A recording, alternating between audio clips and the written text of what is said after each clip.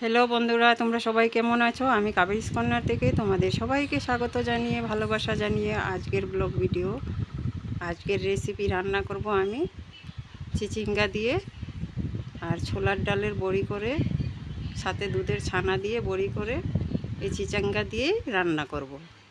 আগে চিচিঙ্গার খোসা ছাড়িয়ে ধুয়ে নেব। আর এদিকে নিয়েছি আমি দুধের ছানা, 1 লিটার দুধ ফাটিয়ে ছানা বের করে নিয়েছি। আর এগুলো হচ্ছে ছোলা, রাতে ভিজিয়ে রেখেছিলাম। এবার আমি ছোলাগুলো মিক্সিতে গুঁড়ো করে নেব, মানে পেস্ট করে নেব। আর এই ছোলার পেস্টের সঙ্গে ছানা আর ছোলা একসঙ্গে ভালো করে মেখে নিয়ে বড়ি বানিয়ে চিচিঙ্গা দিয়েই রান্না করব। ছোলাগুলো আগে আমি পেস্ট করে নেব।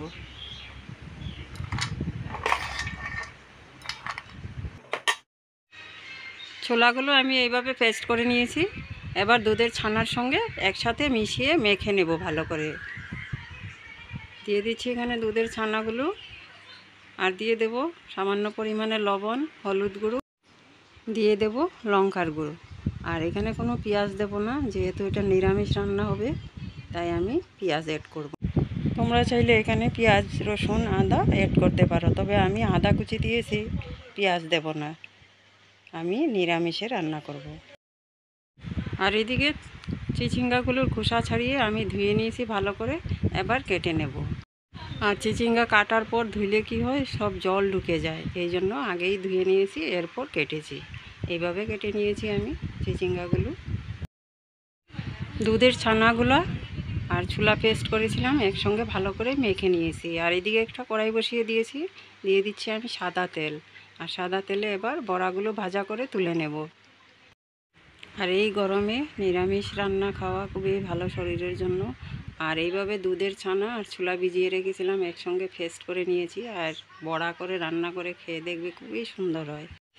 এবার আমি বড়িগুলো এপিট ওপিট করে উল্টে দেব। আর একদম আস্তে আস্তে উল্টাতে হবে। এখানে পনির আছে, মানে দুধের ছানা দেওয়া আছে, একদম নরম বড়াগুলো, একদম আস্তে আস্তে উল্টাতে হবে। দুধের ছানা দিলে বড়িগুলো খুব সফট হয় আর খেতেও সুন্দর হয়। তোমরা চাইলে শুধু ডালের বড়ি দিয়েও রান্না করা যায় এইভাবে নিরামিষ তরকারি। আর না তো ছোলা রাতে ভিজিয়ে রাখতে হবে, এরপরের দিন ভালো করে মিক্সিতে পেস্ট করে নিয়ে দুধের ছানা মিশিয়ে বড়ি বানিয়ে নিরামিষ তরকারি রান্না করে খেতে বেশি সুন্দর হয়। এই জন্য আমি দুধের ছানা দিয়ে দিয়েছি। দুধের ছানা দিলে কি হয়, বড়িগুলো খুব সুন্দর নরম হয়, খেতেও সুন্দর হয়, দেখতেও সুন্দর লাগে।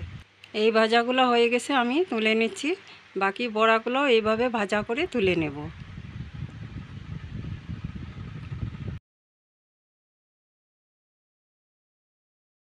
এই বড়িগুলো আমি খুব আস্তে করে উল্টে দেব।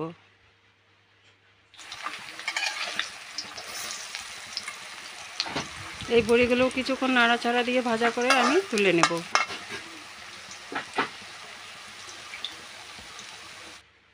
লাল হয়ে সুন্দর ভাজা হয়ে গেছে, এবার আমি এগুলোও তুলে নিচ্ছি। এবার আমি ফোড়নে দেব। এই তেলেই আমি ফোড়ন দিয়ে দেব কালো জিরা। নিরামিষ রান্না করব, তাই আমি, তোমরা চাইলে 5 ফোড়ন দিতে পারো, আমি তবে কালো জিরা দিয়েছি।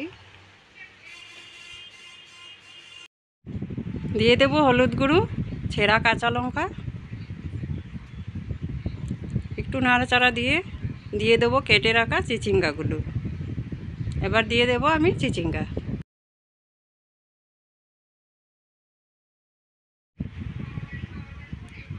সবজিগুলো দিয়ে আমি দিয়ে দেব আন্দাজ মতো লবণ। এরপর নাড়াচাড়া দিয়ে ঢাকা চাপা দিয়ে রাখবো। লবণ দিয়ে নাড়াচাড়া দিয়ে ঢাকা দেব, তাহলে সবজিগুলো মজে যাবে। এবার আমি ভিজিয়ে রাখা কয়েকটা ছোলা দিয়ে দেব, তাহলে সবজিটা খেতে আরও বেশি সুন্দর হবে। আর ছোলাগুলো কাঁচা, আর চিচিঙ্গার থেকে যে জলটা বেরিয়ে আসবে এতেই সেদ্ধ হয়ে যাবে, আর চিচিঙ্গার জলটাও টেনে যাবে। এখন ঢাকা দিয়ে রান্না করব। ছোলাগুলো পুরোপুরি সেদ্ধ হয়ে গেছে, আর খুব একটা সবজির থেকে জলও বেরিয়ে আসে নাই, ছোলাতেই টেনে গেছে। এবার আমি এইভাবে কিছুক্ষণ রান্না করব। সবজিগুলোও খুব সুন্দর সেদ্ধ হয়ে গেছে। এবার আমি দিয়ে দেব দুধের ছানা আর ছোলার পেস্টটা একসঙ্গে মেখেছিলাম, সেই বাটিটা ধুয়ে জলটা দিয়ে দেব। এই জলটা দিলে তরকারিটা গাঢ় গাঢ় হবে, মাখা মাখা হয়ে যাবে। এই জলটা দিয়ে আমি আরও 10 মিনিটের মতো রান্না করব। সবজিগুলো সেদ্ধ হয়ে গেছে কিন্তু চেয়ে চেয়ে আসে, দেখতে ভালো লাগছে না, এর জন্য আরও 10 মিনিট রান্না করব। আর ফুটে আসলে আমি ভাজা করে রাখা বড়িগুলোও দিয়ে দেবো। আর এটা হচ্ছে আমাদের এখানে বলে নাগা ধনিয়া পাতা, কেউ বলে বিলাতি ধনিয়া পাতা। আর এই গরমের দিনেই বাইরে হয় এই পাতাটা, আমাদের বাড়িতেই আছে অনেক। আর গরমের দিনে যে কোনো তরকারিতে বা ডালে দিলেও খেতে খুব সুন্দর হয়, একদম তৃপ্তিদায়ক হয় এই গন্ধটার জন্য। আর এবার দেখো ঝোলটা ফুটে উঠছে, এবার আমি দিয়ে দেব ভাজা করে রাখা বড়াগুলো। বড়াগুলো দিয়েও আরও কিছুক্ষণ আমি এইভাবে রান্না করব, যাতে সবজির সঙ্গে বড়াগুলো একদম মিশে যায় আর তরকারিটাও দেখতে সুন্দর হয়, খেতেও সুন্দর হয়। তো এই জন্য আরও কিছুক্ষণ রান্না করব। বড়াগুলো দিয়ে খুব সুন্দর করে মিশিয়ে নিচ্ছি। বড়াগুলো একদম নরম হয়ে যাবে, এমনিতেও নরম আছে, ঝোলের সঙ্গে ঝোলটা ঢুকবে, আরও সুন্দর হবে খেতে। যেমন আমরা চায়ের সাথে কাটা বিস্কুট ডুবিয়ে খাই, আর ডুবানোর পরে বিস্কুটটা যেমন ফুলে ওঠে, এই বড়াগুলো ঠিক এমনি হয়ে যাবে। আর এখন নামানোর আগে কুচি করে রাখা ধনেপাতা দিয়ে নামিয়ে নেব। তরকারিটা হয়ে আসছে, তুলে নেব এবার।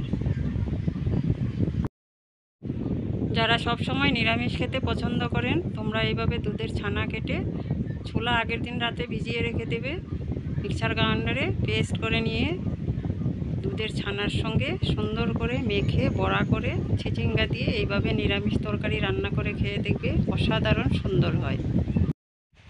আর এই রেসিপিটা রুটি, পরোটা বা ভাতের সঙ্গেও খেতে সুন্দর হয়। আর যারা যারা এখনও রান্না করে এইভাবে খাওনি, দুধের ছানা কেটে বড়া বানিয়ে পটল বা যে কোনো সবজির সাথে এইভাবে রান্না করে খেয়ে দেখবে, অসাধারণ সুন্দর হয়। আর এত গরম পড়েছে, আর এই গরমে পেঁয়াজ রসুনটা কম খাওয়াই ভালো, তাই আমি আজকে নিরামিষভাবেই রান্না করেছি, কম মশলা দিয়ে।